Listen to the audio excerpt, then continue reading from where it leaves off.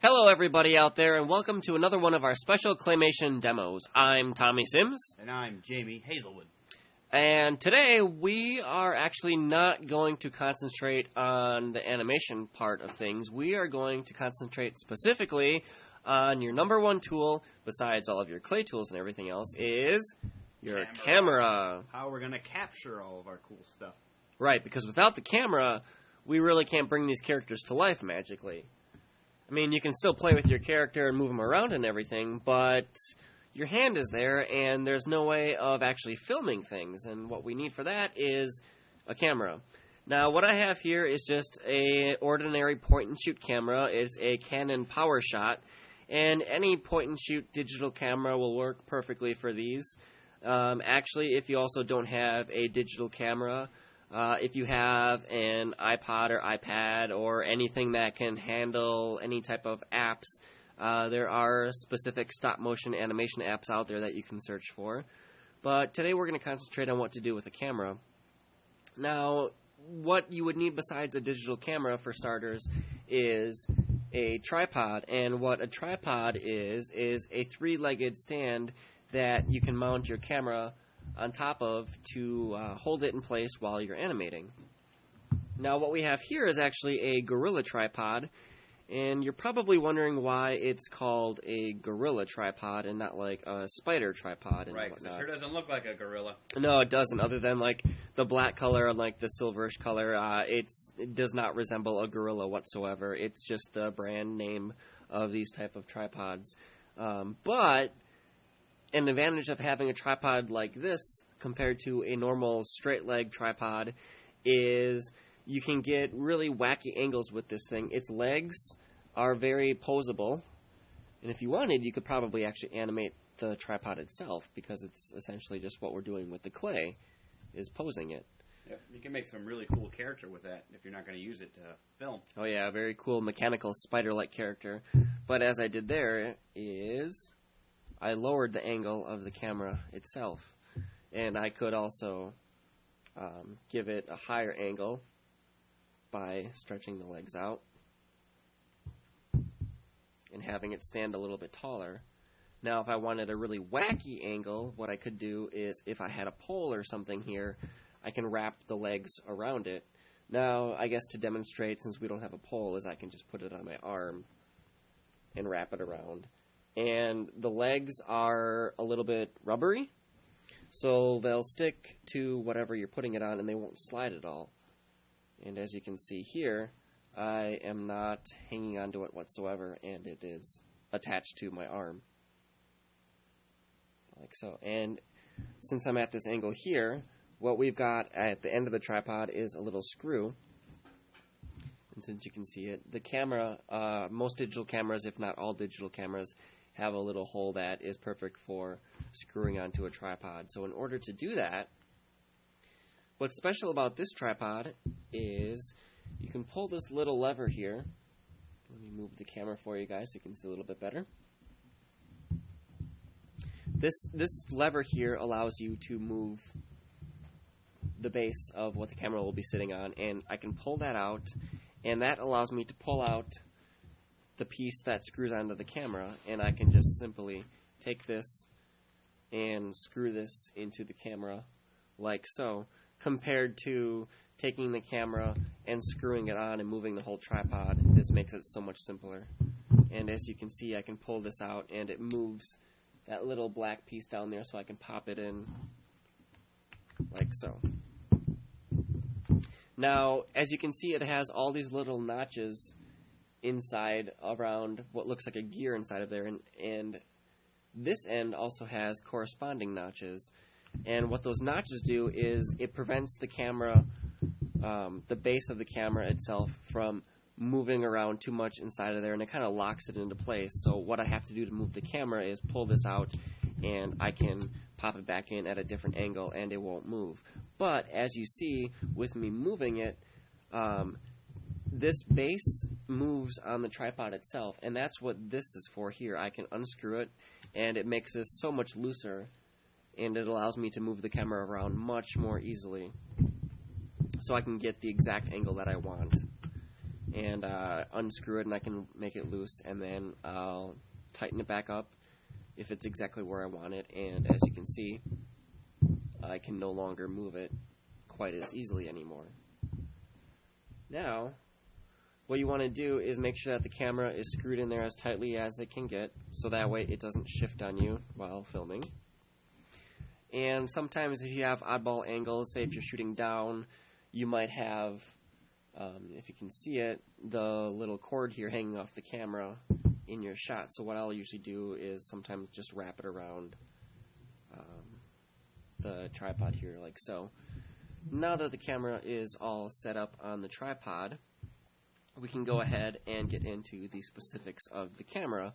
So first things first is we want to turn it on. So obviously most digital cameras have the on-off button there, and as you can see the lens came out, and we are live on the camera. Now, what you want to do first things first is make sure that your flash is shut off, because when you take a picture with the flash on, it kind of washes out your image. And as you can see, Seymour is ready to have his picture taken, and we'll go ahead and take our picture right away. And I do have my flash on. Now, some digital cameras have this auto assist beam. It's a little red light that comes on. You can see it up at the top there. So that way you can, whoops. Whoa, nice. The flash kind of went off there for us. We want to prevent that, and we'll get into that. But that auto assist beam, as you can see, Seymour's face turns red. It just allows you to see what's going to be in your picture. But that's exactly what the live view on the camera is for. But let's go ahead and take a picture of Seymour with the flash on. And as you can see there, the flash just completely washed out the entire background of our set, and Seymour is incredibly white, and you can't see any detail on him whatsoever.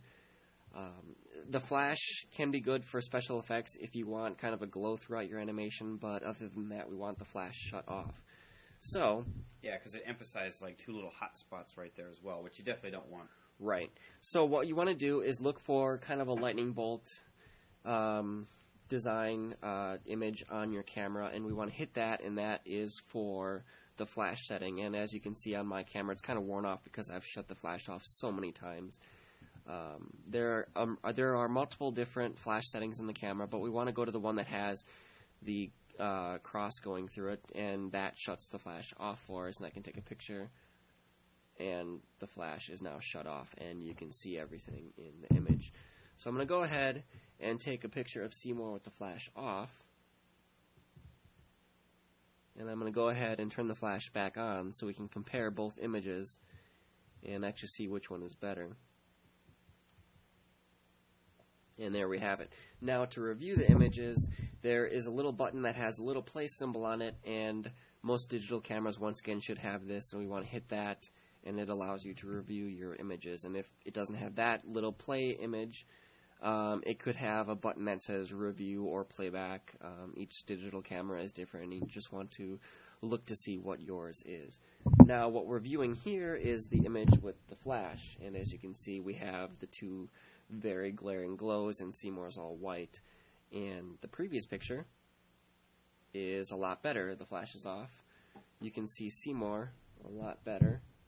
He's a little washed out, but that's just because of the angle that the camera that we're recording on is viewing the camera image on our digital camera itself, and as you can see here, he's a lot better. You can see more of his face compared to the flash.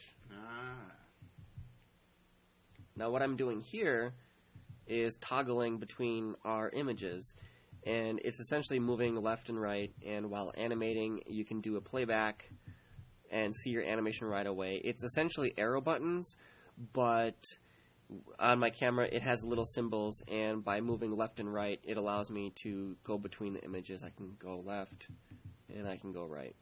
Yeah, and some cameras will have like little white barriers between, or little black barriers between the pictures, and you shouldn't get too freaked out when you see that, because that's not necessarily going to be in your actual film. That's just the way that the camera plays back its particular pictures. Right. It'll look like your camera is shutting off and turning back on, or going black between each image, or flashing between each image. And when you're animating and playing back, Playing back on the digital camera is just a preview what your final product will be, because we're going to be taking the images off of the memory card on here, which I will show you a little bit later on in this demo, and taking that and putting it on your computer.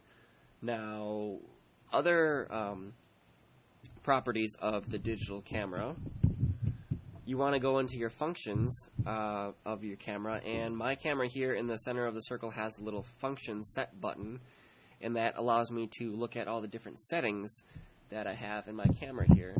And what I usually keep my camera set on is this P.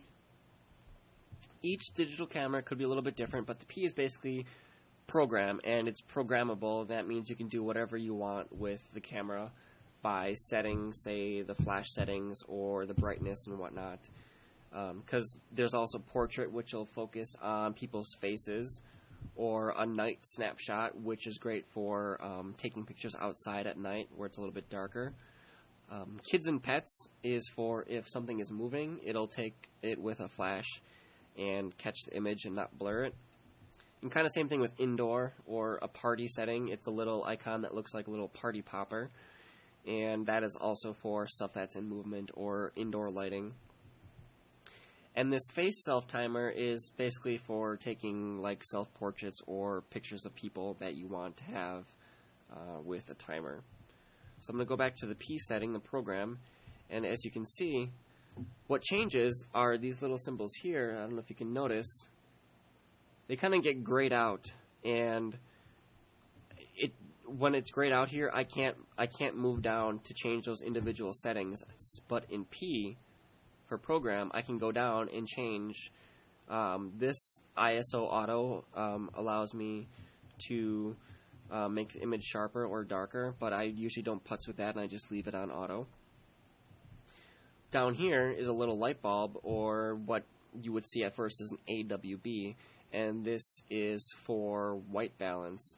And white balance allows you to change the brightness, essentially, of the whiteness in your photos. Auto is just basically what the camera is usually set to. It's good enough for taking pictures inside, outside, but I usually like to play around to see what kind of lighting I have set up for my claymation, so I usually won't keep it on auto. The first thing you'll usually see is the sun, and that's for daylight. Let's kind of get Seymour in the shot here a little bit better. And as you can see, daylight with our indoor lighting makes it look a little bit more orange. So if you want an orange setting, daylight is great, but I'll usually move along to the next one to see what that's like. And it's usually a cloud, and it's for if you're outside taking pictures during a cloudy day.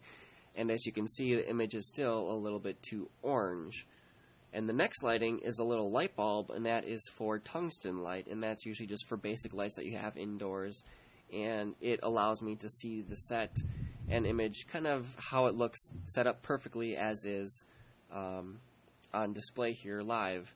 Now, through the camera that you guys are viewing it on, looking at the digital camera, it looks a little bit blue, but that is just what the cameras do while looking at a live screen. And what I see here is essentially exactly what we see here.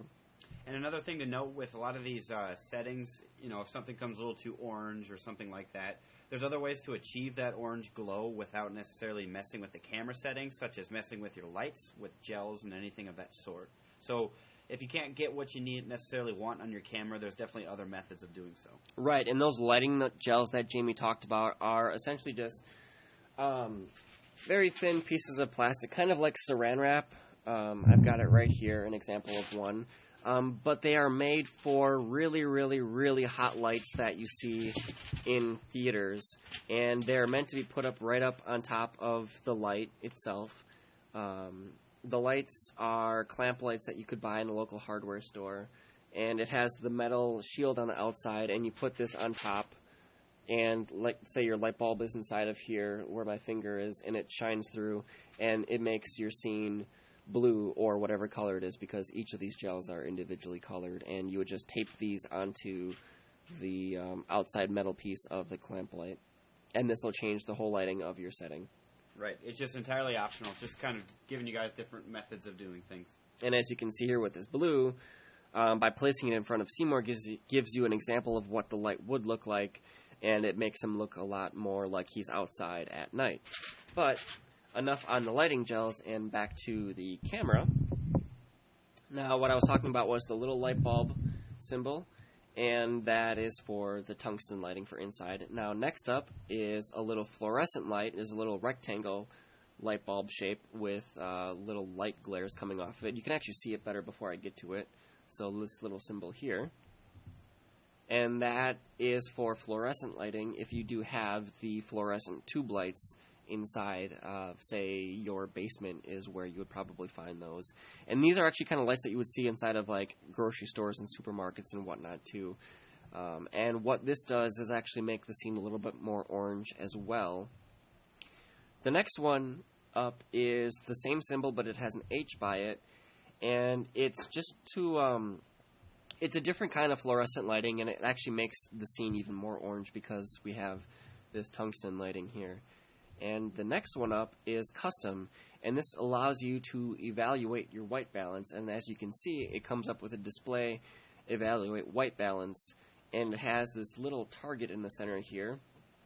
Now, what this does is you hit the display button, and it'll evaluate the white balance and set the white balance for all of the images that you take after this. So what you want to do is take a sheet of white paper and just have it like so here. And then each camera is different. For mine, you hit the display button to have it adjust it. I'm just going to go and hit that right away. And it actually took it with the flash on. I don't know why the flash is on. We're going to shut the flash off again. Okay, sorry about that. So I'm going to go back into function, go to the custom white balance, and I'm going to take a picture of this white paper here. And as you can see, it's very yellow. But if we hit the display button like it tells you to, it'll take a picture with it, with all the images still on the screen, and it just evaluated how white the white should be in your images. So therefore, each image after that is going to be the same setting, and it looks just like the tungsten light bulb setting that we were on, because that's what we were going for. So just not to mess with that too much, I'm going to go back to the tungsten setting and leave it as is, since that's kind of what I like the lighting to look like in my animation. Now the next one is my colors, and the first thing in that I see here, let me move back up so you can see it, it says that it is off. Now that means what you have here is your image as is, the lighting as is. Now the next one is a V next to a little shining light, and that is vivid, and it makes your colors so much more colorful and really brightens up every color in your animation and makes it look a little bit more, we could say, cartoony. And it's really great for stop motion animation because it really brings out your colors, but the best bet, since you spent so much time setting up your lighting, would be to keep your My Colors set to off. Now the one after vivid has an N by it, and that is for neutral, and it kind of dulls out all of your colors in your image. The one after that is an SE for sepia, and it makes the image more brown. If you look at old-fashioned footage of old movies, you'll see that it's this sepia color. A prime example of this sepia tone is if you see the old MGM film, The Wizard of Oz, it opens up in what people would say black and white and changes to color once Dorothy gets to Oz. But technically, the film opens up and it's in sepia tone, and then it turns to color, because black and white, as you can see is the next one on here, makes everything more gray and black and white, whereas the sepia is brown. And the final one after black and white is custom color, and once again it's a matter of putting a piece of paper in front of the camera, and for mine I hit display, and it allows me to adjust the settings, and I don't even need the piece of paper. Actually, I can look at Seymour, and by adjusting it along this line here, you can see that it changes the tone of the screen. And it changes, that's the contrast itself, and I can move up and down, and I can change the sharpness and the saturation. But I'm going to just go back, and just keep my colors set to off because I put gels in front of the light to create these certain lighting. Now the next option that you have is the evaluate of your image, and it allows you to evaluate what is going to be what's in focus when you take your pictures. Evaluate basically allows you to let the camera evaluate everything in the shot, while as the next one is center weighted, means that what is in the center of the image is going to be the main focus all the time. And the next one is spot, and that allows you to move the spot around. Let's see here. Yeah, it allows you to see how it has an extra little bracket inside that allows you to let you know what you want in focus. But I also leave that setting to just evaluate. Now the next little icon here is a little box with a bunch of boxes after that. And that allows you to take multiple pictures at once, which right here is continuous, or the single square is a single shot. Now for a single shot is I'll take one picture, one and done, and I can hold the button down and it'll only take one picture. Whereas if I go back into that setting and go to continuous, I'll push the button once, and once again, one and done. But the difference is if I push the button and then hold it down,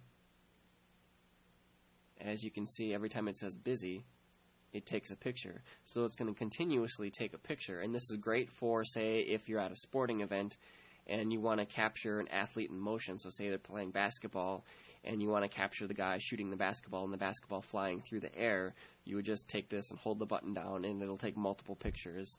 And then you could then go back and look at all your images and see which shot you want. So going back into the functions again, there is one more.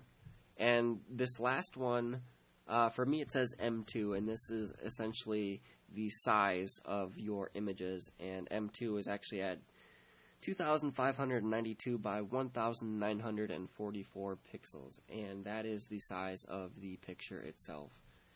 M1 is even larger, and L is the largest it can go at 4,000 by 3,000. Now, the larger it is, you'll see this number here is the number of pictures that are left on the camera, and large makes it so large that there's not many more. Now, M1 gives you even more pictures because it's slightly smaller. M2 even more because it's a little bit smaller. This setting here I keep it set at because for an HD animation it's usually 1920 by 1080 pixels, and obviously 2,592 by 1,944 is a lot more than 1920 by 1080. So I leave it set at that so I can crop the image down. M3 is a little bit smaller than that, but obviously it gives you a heck of a lot more pictures to take on your camera. The S is the smallest it can go, and it only makes your pictures 640 by 480, which is very small and very, very low resolution. So I usually tend to not have that set for my images. Granted, it does give me over 6,000 pictures to take, but I'm still perfectly fine with about 900 pictures to take with the medium setting. Now this final one here after the S is a little W with a squished image. This is great for widescreen pictures. As you can see, it added black bars on the top and bottom of my image, and this is perfect if you want your animation to be in widescreen, which is what we'll usually do for our animations, is have it set in widescreen. But we don't usually use the widescreen setting because the pictures for widescreen are 4,000 by just over 2,000 images or pixels, which is too large for our images. So what I'll do is I'll keep it at the M2 setting, which still allows it to be full screen.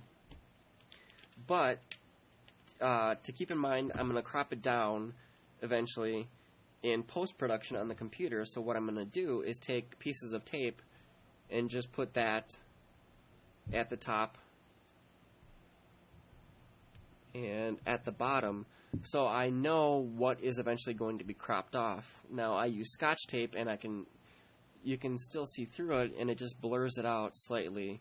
So you know what's sharp in the image here is what is going to be shown in your final animation, and what's blurred out is going to be cropped off. So let me go back into functions here and make sure everything is set. I'm at M2. I'm at continuous, just in case I do want to take continuous shots. I'm at the evaluate, so it evaluates everything in the image. My colors are shut off, so that way the lighting is as is, and since I spent so much time setting it up, I don't putz with it at all. The light setting, the white balance, is set at tungsten for indoor lighting, since that's what we're using. The ISO auto, it's set on auto, and I am under the P setting, so I can program all of it, which is what we just did.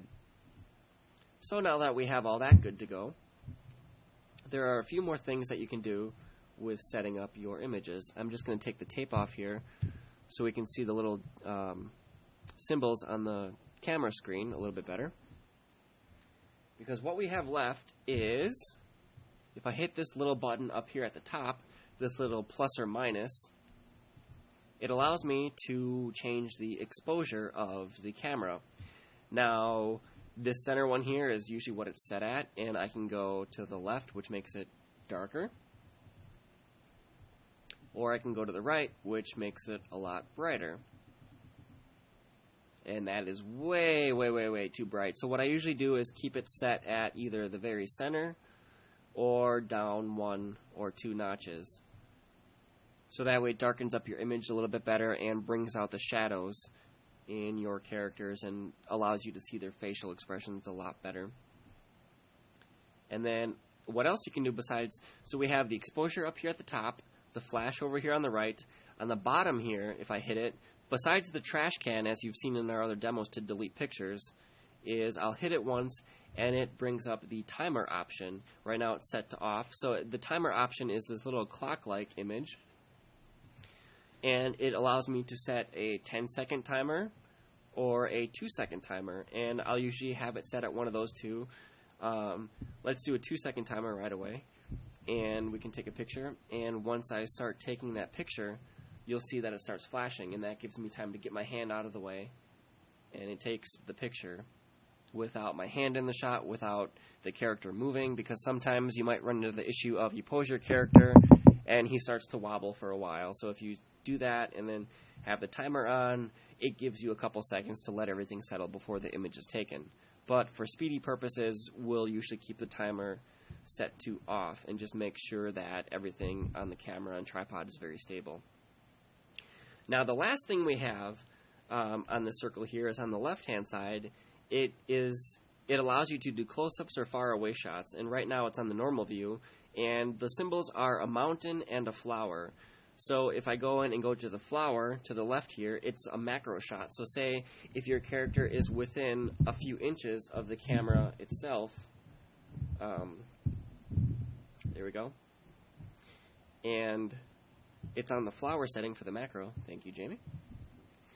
What I can do is hold the picture button halfway down and it'll focus, and once this turns green, we're good to go, and I can take a picture, and it'll be super sharp, and you pick up all the little details and everything.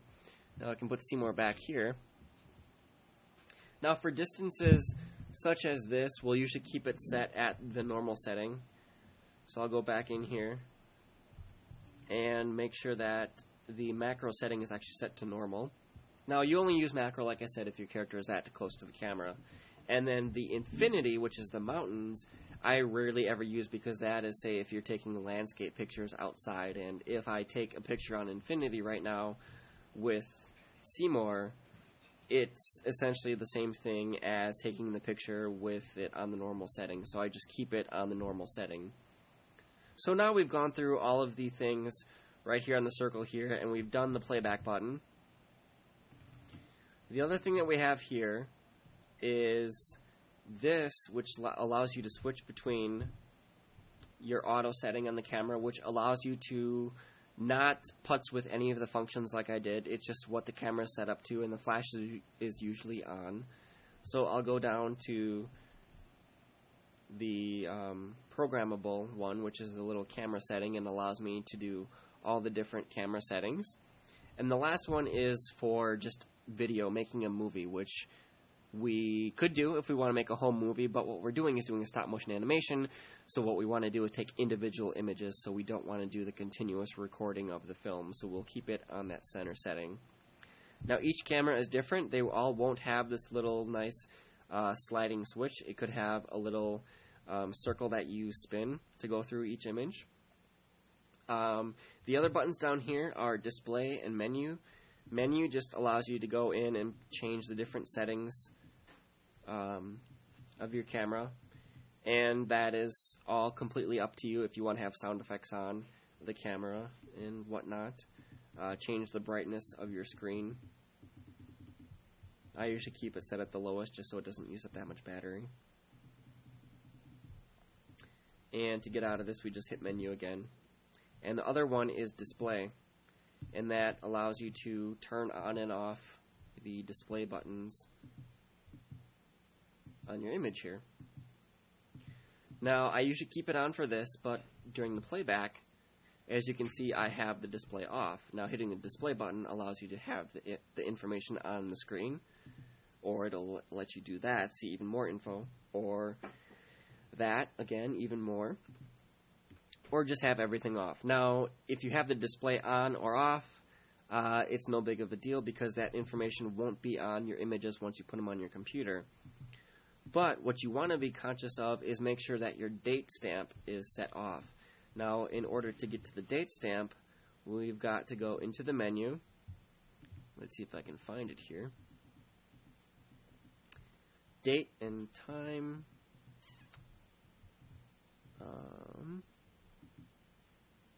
That just allows me to change the date and time, so that's not that big of an issue to worry about.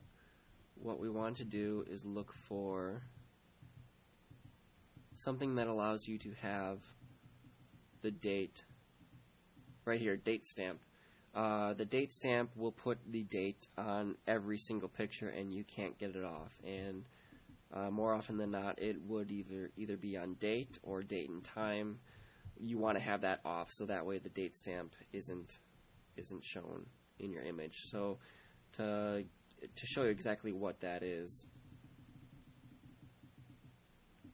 let's do date and time, and right now it's right here. You'll see that in every picture. So I'm just going to take a picture, and when I review the image, you can see that right there it shows you the date and the time that the picture was taken, and we don't want that in there at all. So let me go through and shut that off. And there's one more thing that we got to talk about, and then we are good to go. So that's off. Now the last thing we're going to talk about is the zoom feature on your camera. Most digital cameras will have a little switch up here by the button that you push to take pictures to either zoom in or zoom out. Now what we do while animating is we don't even bother with that at all, because sure, you can zoom in on your character here, but by zooming in it actually lets in a little less light than what it would be if it's completely zoomed out. Now the advantage of stop motion animation is you can take your tripod and still zoom in with your camera. You would just treat your tripod as a character and move it picture by picture. So you would move it a little bit, take a picture, move it a little bit more, take another picture, move it again, picture, and so on and so forth.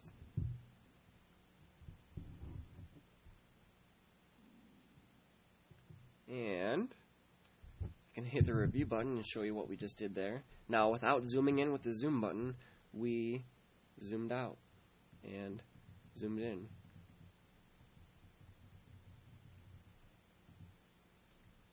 And as you can see, we can review all of our images that we have taken throughout this demo.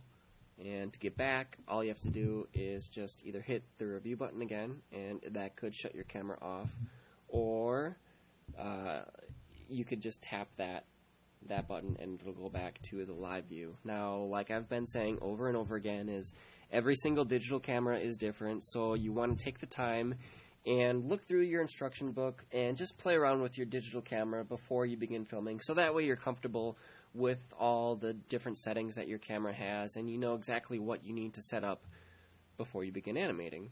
Right, that's why this is more of a longer demo for you guys. That way we just go through every possible thing that you guys could encounter with, at least with our digital camera. Right. So now that we're all good to go, after this we can actually begin animating. But that's another demo for another day. So until then, everybody, be sure to stay animated. See you later, guys.